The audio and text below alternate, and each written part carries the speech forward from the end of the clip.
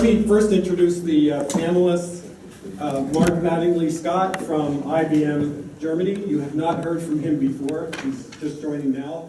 The others you've heard from, Flavio Villanustra from LexisNexis, and Felix Borgmann from, I'm sorry to speak German here, from the University of St. Gallen, and Jiwei Xu from Chinese Academy of Sciences. So thank you all.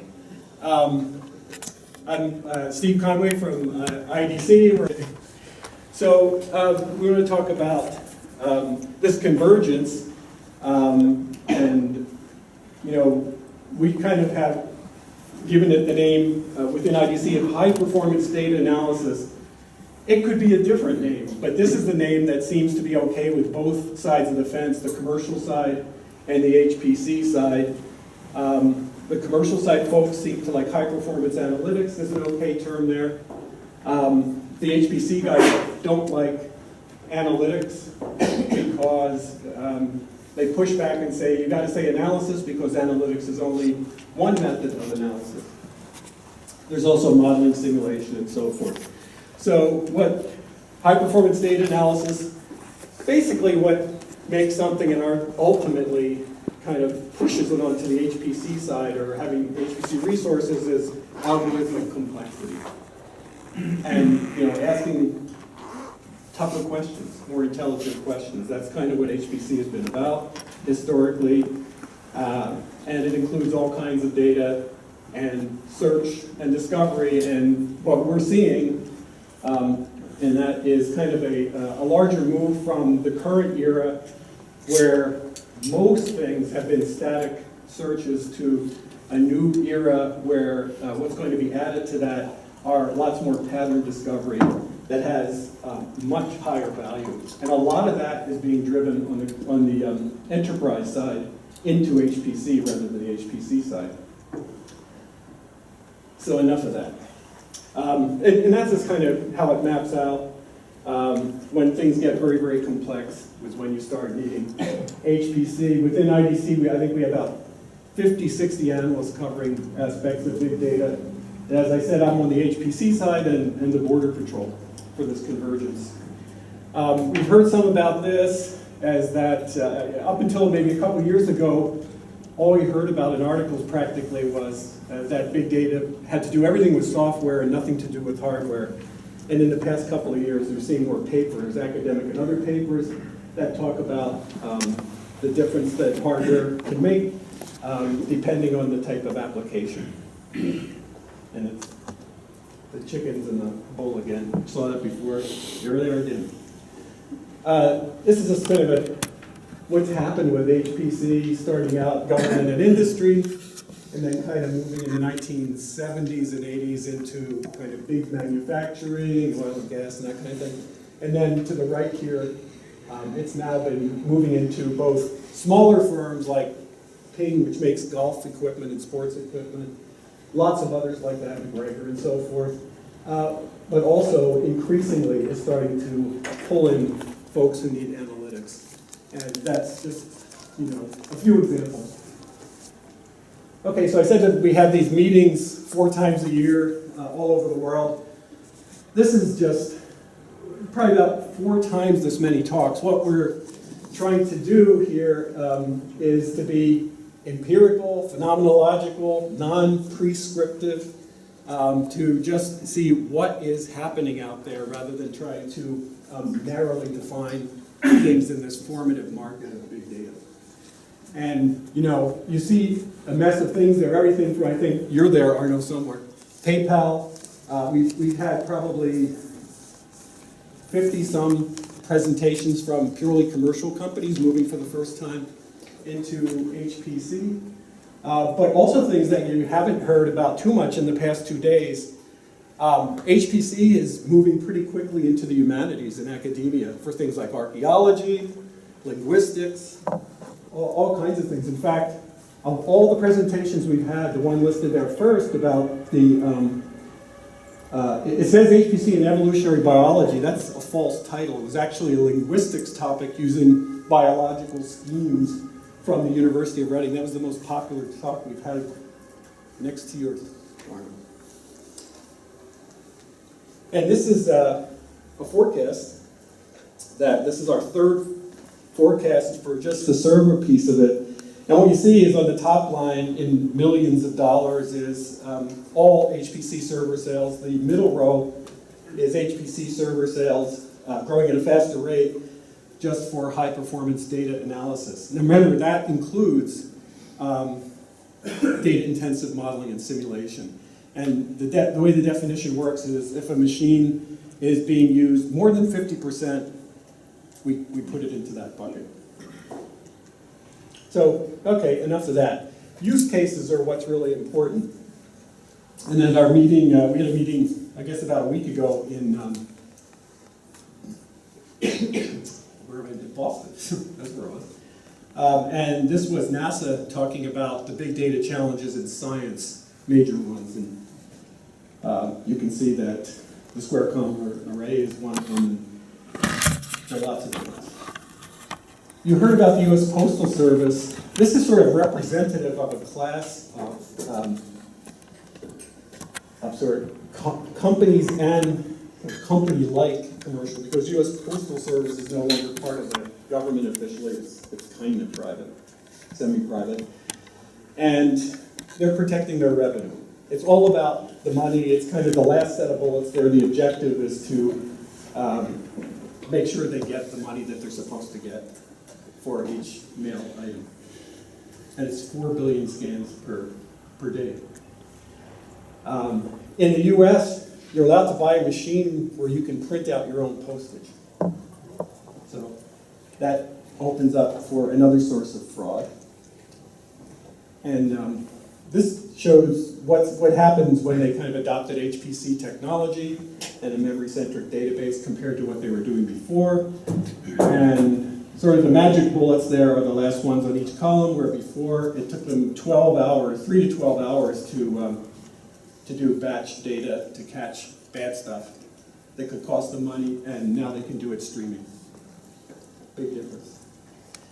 This is another class of companies that we see coming out from the commercial space to adopt HPC, and really kind of different because this is a gigantic insurance company in the US, Geico, and people call on the phone and get in quotes for any number of products. The quotes happen in, that's 100 milliseconds. So what was happening is that with kind of conventional enterprise data, they were not able to update these quotes very quickly. I mean, it was taking them months to update the quotes. So when you can't update quotes in a business like that, you lose money when you have old quotes. So now what they do is they pre-calculate every weekend, Friday, Saturday, Sunday.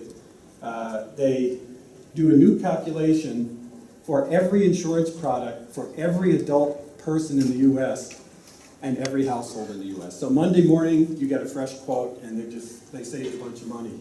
I don't know who these guys are. You've heard about PayPal, so I really won't talk much more about that. This is another global courier service. They're also doing something similar to the US Postal Service, and I'm not allowed to name their competitor. This one's kind of interesting. This is healthcare. CMS is the Centers for Medicare and Medicaid Services in the US. 60% of the United States budget goes to this department. It's trillions of dollars of money in that budget. And they estimate that there's at least $150 billion worth of fraud that doesn't get caught every year there. So that's a problem. And so right now what they have is that they're trying to get around that. They have contracts out with Oak Ridge National Lab and San Diego Supercomputer Center to do the following: to unify 5 databases that had completely different origins, and then to run fraud capture across the unified database. And they want to see who does the better job at that. I imagine that'd be a big contract at the end. Schrodinger in Germany is using, with cycle computing, and they're using Amazon, 50 some thousand cores of Amazon to identify drug candidates. They just increased the resolution of their algorithm tenfold, and what they do is about 21 million of these at a time, at a tenfold higher resolution. It was costing them about $14,000–15,000. It now costs them doing the same thing about $3,000 to $4,000. So this is now standard practice, and there are, especially in Europe, there are about half a dozen pharmaceutical companies that are now doing exactly this. And you know, that type of job is very, very parallel. So it fits pretty well. Another one from healthcare is, I kind of mentioned it before, is that where the big healthcare companies are going, and that's not just in the US, is 10 or 15 years down the road to outcomes-based healthcare, outcomes-based medicine. It's very, very data intensive because you saw a lot of the elements that kind of get baked into this from genomics and so forth. It's extremely data intensive, but there's sort of another layer to it. It really is personal medicine. For example, if I get my hand smashed somehow in an accident, an okay outcome for me, for Steve Conway, is if I can regain most of the function of my hand. But if I were like a concert violinist, that would be a horrible outcome. It wouldn't be enough. I couldn't make a living anymore. So outcomes are very personal, and that has to eventually be built into this.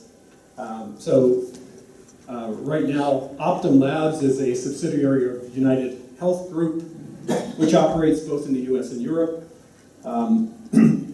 And they are sinking $500 million. They're so eager to get at this problem, they're sinking $500 million into a brand new facility right next to MIT. And they're inviting their competitors to come in. So this is all pre-competitive open research. They said if the competitors get there first, we're screwed. But we're hoping we get there first. They really want to advance the state of the art in healthcare and data analytics. And they're inviting anybody who has access to data or expertise to kind of join in on that venture. You don't need to pay any money to do that. We're working with a company based in Atlanta, Georgia, that has one solution, a horizontal solution for fraud detection that turns out to be very, very effective.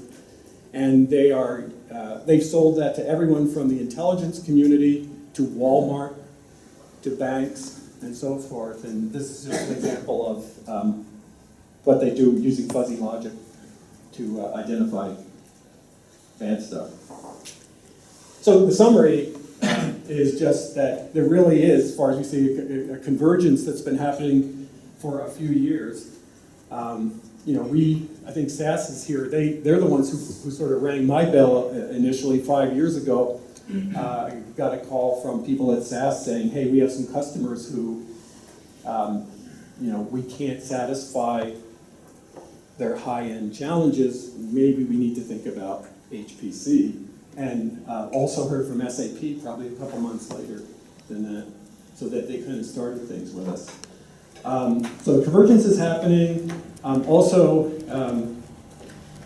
Economically important use cases are emerging. It's sort of becoming clear what fraud detection is one of them. There are a bunch in life sciences. Financial analytics has been there forever, though there's some new pieces to that. But it's starting to become clear where the money is going to happen, where people are going to be able to make money.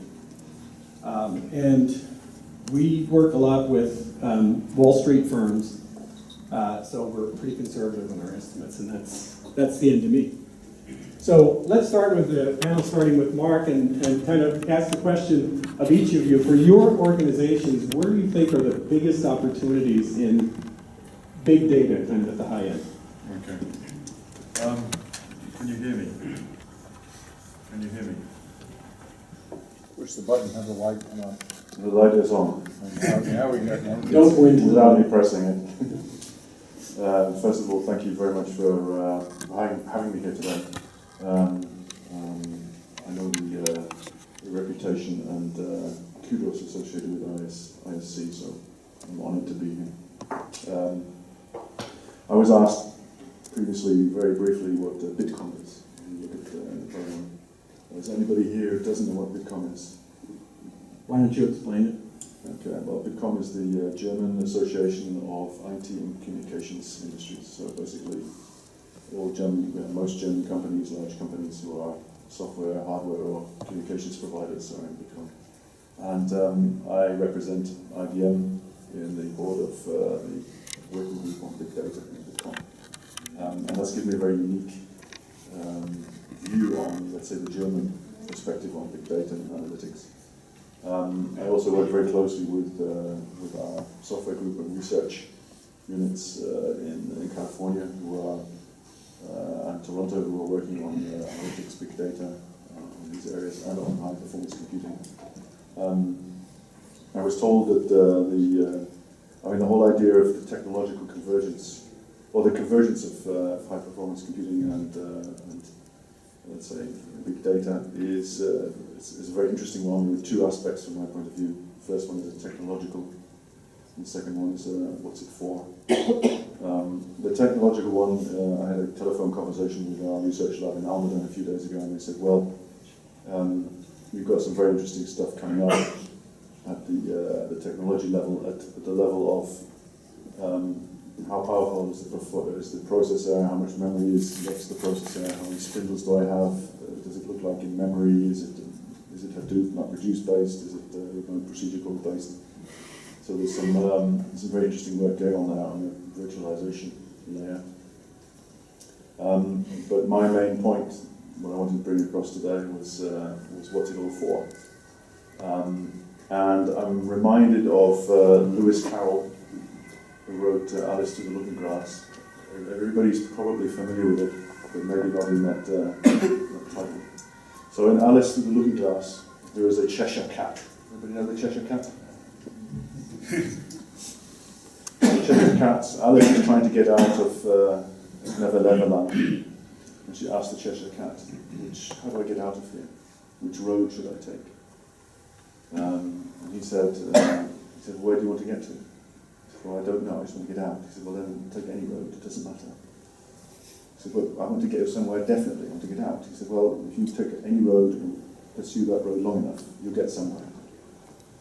And the corollary to that is from Seneca, who said, if you don't know what your destination, if you're sailing a ship and you don't know your destination, any wind is a bad wind. And that's a metaphorical way of saying the whole big data, analytics, and let's say high performance computing initiatives and technology innovations. I'm always faced with the question, what's it for? And the idea, do I know where I want to get to? Some of the use cases you just presented, it's very often the case that you don't really know what you're looking for. You're looking for something, but you don't know what it is. There are other use cases where you know exactly what you're looking for. And then let's say another dimension is, how do I get there? There are use cases where I know what I'm looking for, but I have no idea how to get there. And then there are other use cases where I know how to get there. And this is an analogous to the idea of the known and unknowns. So known data, known question, or unknown data, unknown question. And depending on how you combine that, you may be looking at big data analytics based on traditional business intelligence, data warehouse technologies. You may be looking at machine learning, at highly parallel machine learning, where IBM is also doing some very interesting work. Or you may be looking, and I was very interested to see one of the key points you mentioned was the area of fraud. You're looking at investigative analysis, where, let's say, the algorithms you have are supporting a real live human being who's actually using the grey matter up here to think and turn correlation into causality. For IBM, we're very much aware of this spread, this spectrum of different types of usage models. with more or less involvement of people and people in organizations. And our approach is to focus on that divergence of roles and divergence of use cases. I was going to say that, IBM Watson, as adapted for that TV quiz show program, Jeopardy, was really the ultimate search machine. Lots of things were done clever things were done in software with natural language processing, but ultimately, Watson could not find an answer unless the answer was already in its database. So that's a search. But IBM Watson is now being moved into healthcare for not search, but for discovery. That's right, yes. And there are certain classes of problems, like I said, where maybe you have some data, you have a particular fundus of data, and Watson had a corpus of data. Watson was not online during Jeopardy, it wasn't connected to the internet, and it was completely offline. So it has a corpus of data. So that was, the data was known, the questions weren't known. That was the whole point of Jeopardy. And in that model, you can use machine learning, you can use particular classes of algorithms. And those classes of algorithms or those classes of problems are quite similar, or let's say more or less transportable to certain business domains, such as diagnosis, medical diagnosis. There are other ones where we see it very great, significant interest in Watson that is not universally transportable. Let's move to Flavio. Same question, Flavio. What do you think is the single biggest opportunity, and maybe it's not something you guys have been doing for 30 years? Well, we've been doing quite a bit for 30 years, but I think there are novel opportunities out there. For our company, as a data services company, we continue to improve and define most of the core areas like risk scores or like search and retrieval problems, or even new areas like areas that involve some unstructured parsing of data, mostly human-generated, like natural language processing. But I would say that as one of the biggest opportunities is what we learn from the people using maybe our platform outside of our own company. And that opens a completely different horizon of possibilities. People using, the platform for recommendation systems that we don't use in our own company, but others do.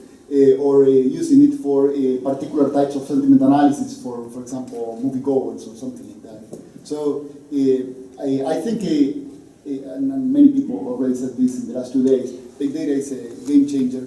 Yes, there is hype. Yes, it's in infancy, but I'm sure we will continue to find value in other areas, and it will essentially change our lives. Okay. Felix, so what do you think is, kind of the most exciting thing that could be happening in the next coming years? I think always talking about the one thing is difficult, but just coming from a business perspective, I think there are still some megatrends going on, like the first megatrend being we still have this notion of individual offering, and we're talking about this in business for, 20 years. We were never able to deliver to that promise, but now we see businesses delivering to that promise. And that can be as simple as if I buy in iTunes a movie, I'm not good in movies, I want recommendations. So having recommendations, having individual feedback for what product I want to buy is not optional. I will not use iTunes Store if I don't have this feature. So individualization and really understanding the customer, delivering an individual product, I think is one major megatrend businesses see, and for sure they need technology to tackle that problem. And this is big data technology. And the second thing I see is, and I'm happy we briefly touched it today, basically there are two value propositions if you look at big data. The first proposition is a little bit going, and we yesterday had the nice example, the colleague from Mallorca, from Virgin, who said actually it's all about better business decisions. And nobody ever challenged me on that, and I would never challenge him on that, but I would a little bit disagree. In the sense of, and I think Stefan Sick today showed a nice example, and that it was not about better business decisions at Pirelli, right, the product, but it was about Internet of Things, a new product just enabled. So it's not better business decisions for Pirelli itself, but bringing out a new generation of products based on information. And I think this is especially valuable for Europe, because we were especially valuable and important for Germany. We are manufacturing. We have a manufacturing backbone. Our economy is based on the manufacturing and especially automotive industry.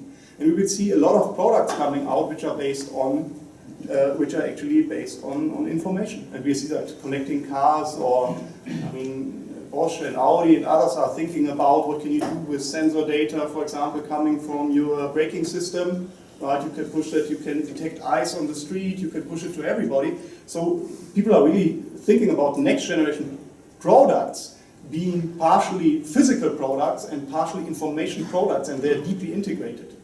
So especially for the German economy, there's really a new frontier of now understanding what is possible with data and complementing physical products with services based on information. And I think, and you also talked nicely about the Internet of Things and the importance of the Internet of Things, and for sure China is also very strong in manufacturing, and for sure you have a focus on that. So that is basically the drivers and the two directions I see. So it was a long answer to a short question. A good one. And Jiwei, you did pretty clearly outline a vision of what could happen in China by, say, 2030 or thereabouts. If that happens in anything like that way, what would that do for China and for Chinese society and business and everything? What would be the change? The first thing is less pollution, less resource consumption. That's I think the two biggest challenges now in China. And but for my institute in particular, I'm from a public research institute. With education, we have 1,000 computer science PhD and master students. So I think the most exciting opportunity is new computer science and systems, which we are just not seeing yet. So, for instance, new computation models. Right now, when we talk about big data, the most popular probably is MapReduce. But can we come up with a few dozen models for discovery and so on? It's just like, maybe 20 years ago, we had this object-oriented books for software development. They have patents, about 2,000 of patents that influence the whole industry a lot. So I think this will be a big one. And that will help us produce very much needed students too, human talent. Well, one sort of follow-up question. This will require a lot of collaboration, and you're from Chinese Academy of Sciences, so sort of nice connection to the central government, but what kind of collaboration or cooperation would it need with the big cities that are kind of the economic engines of the country? Right. For instance, our institute, in addition to the headquarters in Beijing, we have 12 branches in the coast area of China, in collaboration with the local governments and companies. And we are mostly a non-profit there to promote the innovation and community building there too. And also we are open to and we are actively engaged in international collaborations. In fact, the last project I did with Europe is the Extreme OS project. I saw one of our partners here too. Right. So in fact, our project, the project I mentioned, we also have an international collaboration component of it. So this is quite open. It's pre-competitive research. Let's start. Let me just add something else there. We are currently working with the Shanghai Advanced Research Institute to do some collaboration with the city of Shanghai, which is, by the way, quite trendy and modern when it comes to telemetry and automation. And all this green initiative is quite pervasive. And a nice food. Back to Mark. So, different topic, related topic. If we're collecting all this data, various nations and regions of the world have very different attitudes and reputations concerning privacy. Do you think that just extending current privacy policies on the part of companies or others is going to get us there, or is this going to have to be rethought? Okay. You may have noticed from my name that I'm British. So English and Scottish, which is a whole topic for itself. Are you saying you're not going to be self-revealing? No. Well, it's a long story, which started 600 years ago. But anyway, well, I'm British, but I've lived in Germany for the last 24 years. I came here for the birth of the internet, and I've been working on internet stuff ever since. And living in Germany, with Germany's political heritage, is very illuminating for a Brit. A lot of the things we take for granted and we just ignore or don't really think about are taken very, very seriously. And you just mentioned one of them, which is the idea of data privacy, data protection. The idea in Germany that my data, any data that relates to me as a person, belongs to me. And that comes from a world in which data was explicit. It was actually defined. You could go and look up a record somewhere with my name or my address or something pertaining to me. In the big data world, that changes completely, because there may be some result of some analytics algorithm or some commercial investigation. I'm not even talking about police and legitimate crime prevention and crime detection. Just somebody who's using analytical models to do marketing and sales. Suddenly, as a result of completely innocuous data, it was a piece of information which relates to me. Does that belong to me? It's a very difficult debate, and IBM's position is very clear. Also in terms of Bitcoin, we don't think there's an easy answer, but the answer is a very open political discussion, which thankfully is being done in Germany. It's not being taken so seriously elsewhere. It's also at the European level being taken quite seriously. So in terms of data protection, who does the data belong to? Yes, that's important. There are situations, let's say in the pure analytical world, where, for example, you're talking about fraud, where initially, without in German you say concrete Verdacht, and I can't remember how to say that in English, probable cause. Without probable cause, you cannot access the data you would need. So in a fraud scenario, it would be about getting probable cause. Those sort of models. How do I use data? What data am I allowed to use in my models? What's my goal? There's a lot of progress being made on the technology side. I would say on the business side as well. On the legal side, it's just at the moment it's still a bun fight,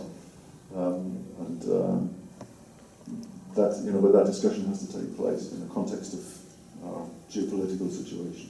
Flavio, is this the topic that gets discussed much at LexisNexis? Yeah, absolutely, and it certainly varies by region, by culture, by country, and as we are mostly US-based, but we are growing internationally quickly, and we have expanded into the UK and India and China, and perhaps we are looking at other areas as well. And every one of these countries has a different history, and as such, they have their own idea of privacy. And laws and regulations are quite different across all these regions. And I can tell you that privacy is an aspect that is being seriously considered in almost every country out there, at least any of the civilized countries. And it can't be taken lightly. there is I always say, well, there is so much you can do with data, and you can eventually get into a lot of information that might help in many ways. It might help someone obtain credit, it might help someone find and prevent fraud, and many other things. But there is a point, there is a line that when you cross it, you become creepy. And I can't define what creepy means, but you know it when you see it. And that is different in every country. Felix, you have a comment on this? Yeah, I think in general, just taking an economic perspective, I mean, it becomes obvious that we are living in an information society now. So for an information society, data is to some extent becoming the fuel of our economy as money is fuel of economy. So, and you can see that. I mean, without data exchanges, things like Facebook or other things cannot simply happen because it's giving data and it's obviously also receiving value. Otherwise people wouldn't do it.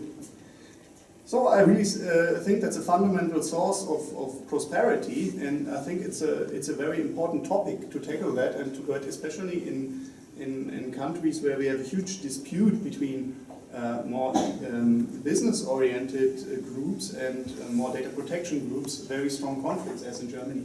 I think it's very important to come a little bit from both extremes and to really find each other, because I really think information society, data is the fuel of our economy, and we need a solid basis. But I think, especially in Germany, I don't like to some extent, it's always a little bit the state is bad in the sense to make it really simple. You often hear the state, you have to be prison, right? There's a danger of the state manipulating you, and there's a danger of the companies misusing you. But I think it's always a little bit, there's an individual as well. And if we are seeing now things like Google Glasses coming up, there are a lot of questions popping up actually which are not addressed yet. It's always the others, so not the individual who is the danger of privacy, but talking now about new things like Google Glasses, we need some discussions in other areas as well. So I think we have different parties. We have the state, we have the companies, and we have the individual.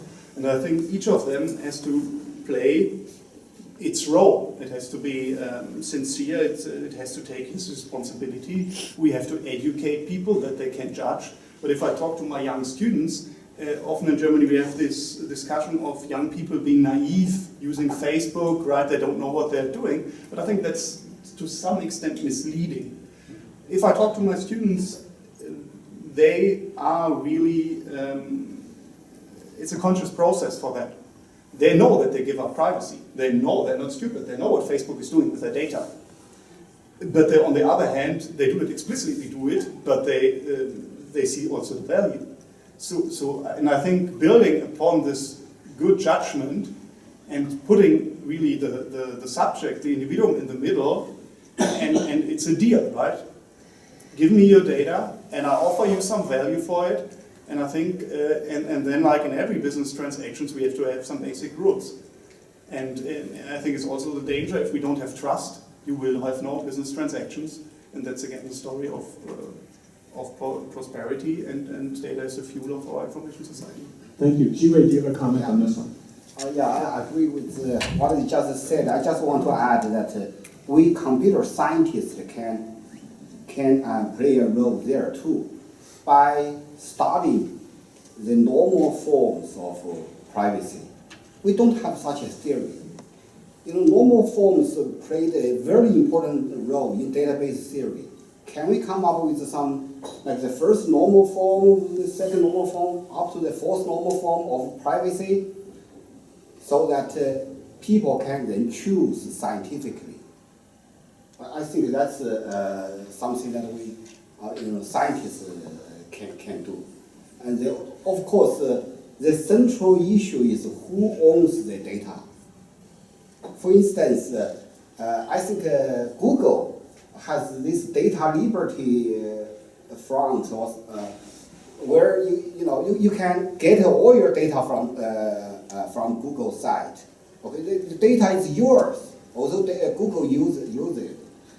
But can I get my book buying behavior data from bounce the logo, and then deposit it in Amazon, I think bounce logo will cry for that, right?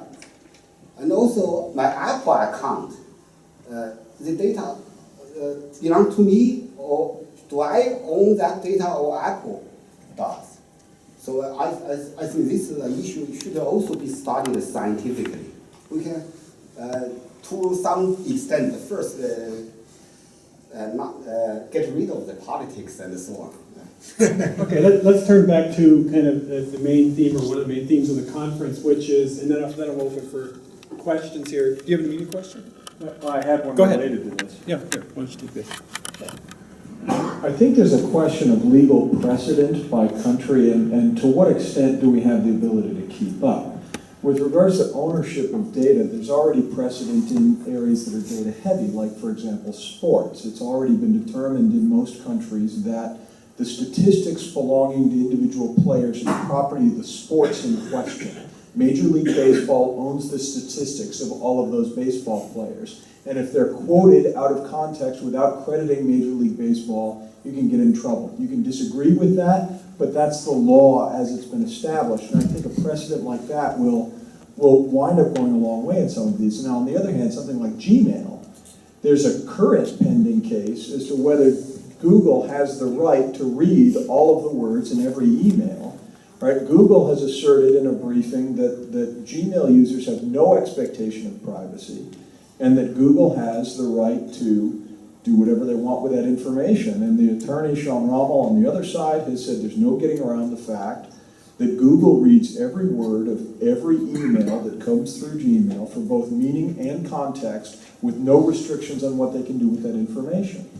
So this is a long speech, but it comes around to, where do we see legal precedent as being important, and do we think regulation can keep up, or is this evolving faster than the courts are going to respond? Thanks, Addison. Who wants that one? Okay. I think that has two facets, and I think the first facet is we have something like human rights, and people, especially at MIT, are working, for example, on the data rights agenda, and this is more or less something like the 10 points a good citizen, a good company just reflects all, right? So you have at least some standards, international standards as well. They don't have to be legal, right? Where you have, it's a benchmark if you want, or something you have to comply to. And if Google now says, I don't reflect 0.1 of 10, and this is what people think how the world should be, and there's a consensus on, for instance, they're discussing this in Davos. So there are these events where really these discussions take place. So I don't think legal is one basis. For example, I just made the exercise with my students. I just gave them the 7 pillars of the German data privacy laws and asked them to come up with their own pillars. And it's not too hard, right? And it was very interesting. And people came up and say, I want to have a button where I can get all my data. And all that, maybe that's a little bit simple and not very realistic, but you can come to 10 things where you would just say, if we make a deal, right, if we interact each other, then this is good practice and you better keep up to these standards. And I think we have to work on the standards, not only on the legal side, but also in other ways. Let's go, last question for the panel they have to start this discussion, which is kind of a central theme of this conference, is how important do you think, and how real, how important do you think this convergence is between sort of HPC approaches and technologies on the one hand, and sort of advanced analytics requirements, particularly in commercial firms on the other hand? How important a phenomenon does each of you kind of think that is? And I would just add to that, in my view, what that ultimately means is that how important is it for business to be able to pose more intelligent questions? That's what it means. Mark? So one of your, I think it was your first question, I mentioned that IBM Research is working quite intensively on the technological convergence. And I mean, probably the people sat here right now, we're also working quite intensively on that. We're going to see some significant progress, because ultimately, at the lowest level, as one of my very first, actually it was a professor who taught me at university, he said that ultimately it's all sand and oil. If you open up a computer, it's just sand and oil in there. It just happens to be silicon chips and plastic and glass fiber or whatever, but it's all sand and oil. So ultimately, it's all sand and oil. Obviously, there are levels and layers within that. And I think the whole HPC, or the idea of HPC, the idea of Hadoop and big data, came from, let's say, external factors, external challenges. On the HPC side, from being able to develop or needing to develop very, very performant algorithms on particular data sets. And the Hadoop world needing to be able to perform initially very simple algorithms on huge data sets. And these two worlds are converging. Ultimately, I think we will see continuing or increasing hybridization. And at the algorithmic level, I was thinking about massively parallel machine learning algorithms. There are certain classes of algorithms which are very amenable to being implemented in massive parallel architectures, MapReduce, and others which aren't. People are working on this. The same goes for HPC. There are classes of algorithms which are amenable and others which are not. Ultimately, we'll see convergence at both the technological level and the algorithmic level. I think that the challenging or the most interesting part is, as I mentioned initially, what's it being used for? That's the key point. Flavio, you guys have been at this for a lot of years. Are you being driven upstream? Yeah, well, we have. And first of all, I want to disagree with him, Mark.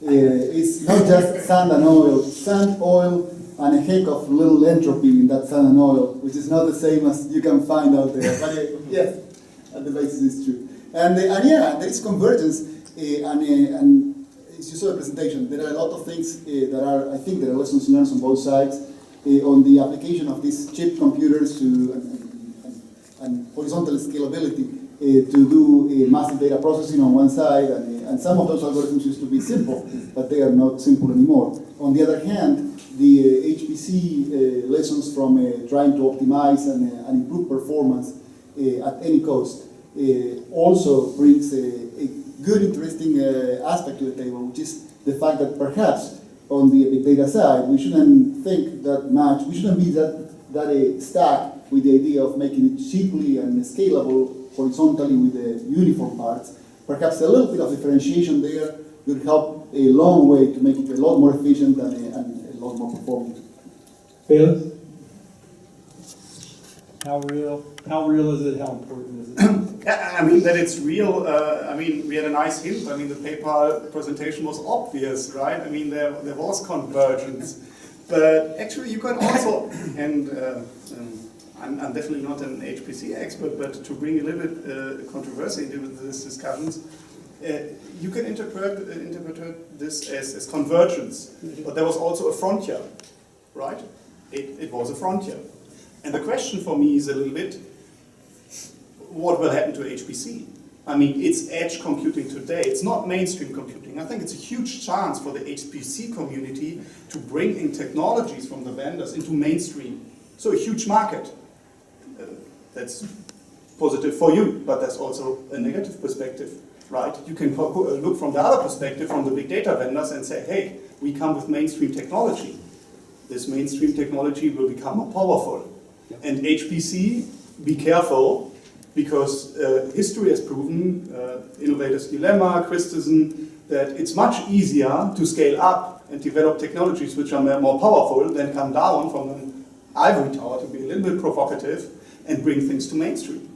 So if you would now ask me to bet on will the HPC market be bigger, and HPC will rule the big data world, or if I will bet on the big data players ruling a little bit more the HPC world, I would bet on the big data players.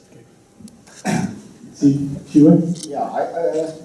I think to me, the convergence means that the HPC field will bring efficiency to big data field.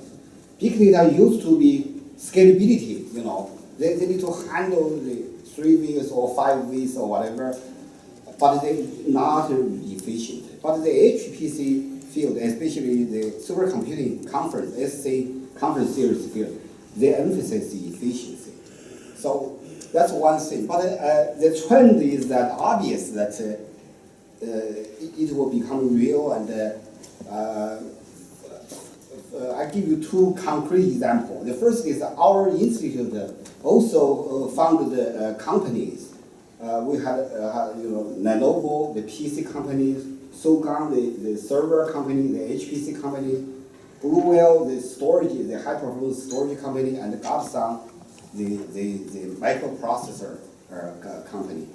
And they are all doing HPC and big data now. And also our students, the second trends, they are crazy. You know, like we offer a machine learning class. It's packed. You cannot just find people to stand. And 5 years ago, one of our students started a club called Hadoop in China. 40 people attended. Today, over 1,000 people attended that. It become a conference. So the trend is there. Thanks. Same question posed to the audience, people with opinions on the topic of how important this is and how real it is. Okay, you've had 2 days of talk. The convergence of HPC and big data? Yeah. Well, advanced analytics exploiting some things from HPC. I've already made my views on that clear, so I'll let Yeah. someone else do it. Sarah? Can I borrow Yeah, your mic? sure. I think it's actually maybe even good for HPC if big data is more in the driver's seat. You know what HPC has had to swallow is that earlier when I was much younger, you could go to Seymour Cray and dictate what you wanted, and now that's completely out of the question. You have to look at the big market and say, how can I build a supercomputer that's just using commodity components, maybe with some special additions, but that's the sort of just the icing on the cake. So if Ziva is right, that one can develop, for instance, different processors, different memory hierarchies, specialized computing units, etc. I think if HPC could piggyback on that, that's maybe also very interesting. Huge memories, for instance, if it really becomes more of a commodity to have terabytes where today you have gigabytes, and have petabytes where today you have terabytes. That's fantastic for both camps. Thanks.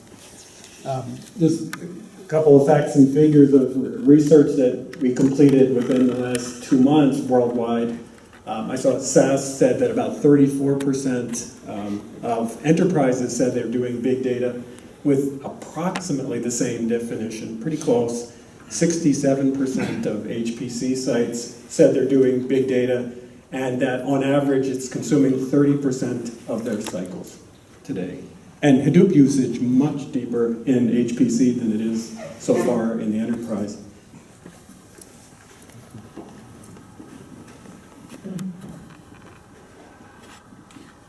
I'd like to share an anecdote as sort of a provocation of some sorts. A couple of years ago, the DOE Office of Advanced Scientific Computing Research held workshops called the Exosphere Workshops. And when it was our turn, the particle physics community, they put together people to organize the community and have these workshops, and asked me to chair the experimental particle physics arm of this. And I had a hell of a time getting them to acknowledge that EXA does not just, we're not just talking about exaflops. And they were, if we hadn't fought like wolves, they would have just ignored the notion of exabyte. It was not on their agenda.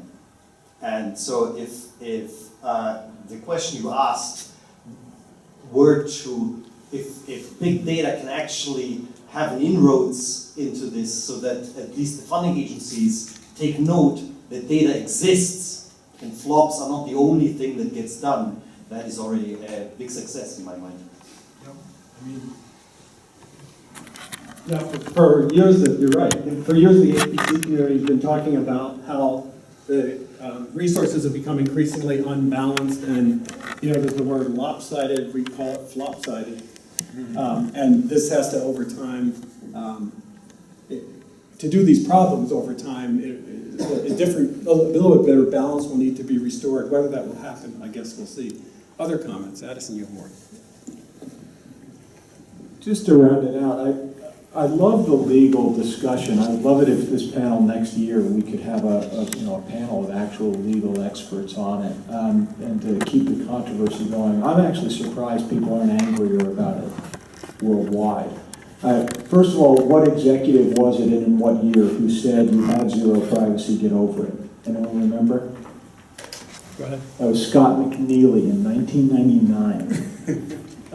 He said a few things. But he said many things. But I think if your national post office announced that in order to compete against email better, it was going to start opening everyone's letters, scanning in all the information, and reading it so that they could take action on all of your information better before they delivered it, that there would be a major outrage scandal, right? Oh, people would go berserk. But for email, you say everyone reads your email before it's delivered, and everyone shrugs. I'm surprised there isn't more anger. That's all I wanted to say. I think you wanted to say more. Let me add one comment there. Well, in case of your Gmail, you have an option and it is free, so essentially you are getting some value for it. I'm disappointed with my free service that no one makes me use. And second, you have PGP. PGP always gives you the ability to encrypt it and not let Google use it, but of course, it adds a little bit more inconvenience to it. Well, and I could encrypt my handwritten letter before I mailed it to Steve. Same way. I'll vouch for that. He can do that. Mark? I'm reminded of the cartoon, which normally I have when I do a presentation. I always try and put that cartoon at the start. And it's a very simple cartoon. It's just two pigs. And one of them saying to the other one, it's really good here, free food, it's warm. And the other one says, yeah, it's well lit, it's very comfortable, it's fantastic here. And they're in a farmyard. And the analogy is, if nothing in life is for free. If you're getting something for free, then you are the product. I was going to make one. I mean, that's I don't you can quote it. Yeah. It's in a cartoon, but that's essentially one of the main lessons of the new economy, is that you are all the product. Here, I just wanted to contribute something that's completely off to the side, but ends up being, I think, pretty important when we talk about this convergence, and it's sort of observed behavior, because we deal a lot with both sides. With the user community, we work a lot with like the European Commission on these topics, and next week in Korea, we're working with the Korean government there, and so but we also work with the vendor side, and one of the things we observe is natural human behavior, where in a lot of the big vendor firms, big vendor companies, won't name them, but what you have is people who have worked on the sort of enterprise side of the fence, and you have another group that's worked on the HPC side of the fence, and they've never worked together before.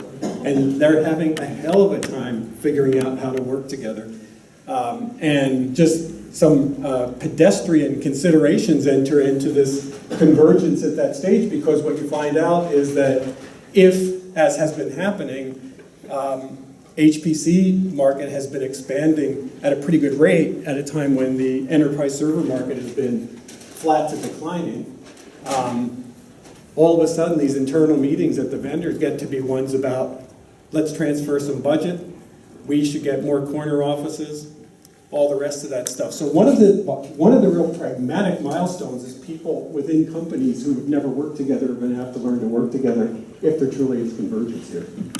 Maybe one one additional comment on the convergence side. We had a nice discussion actually this morning talking about exactly the provocation I just said, and you had a nice point, and we were discussing that obviously there's a huge need for HPC capabilities, but you mentioned also the point that especially the ease of use is a major inhibitor for of the tooling environment in HPC, is a major inhibitor of actually adoption. So I think just taking this positive forward for this community, I think this would be the major point, making these tools really usable and consumable to a much broader audience, which means less skilled audience. Okay. Any other comments from the audience? Okay, thank you very much, panelists and audience. We're going to end early, so we can get out of here a bit early. Thanks a lot.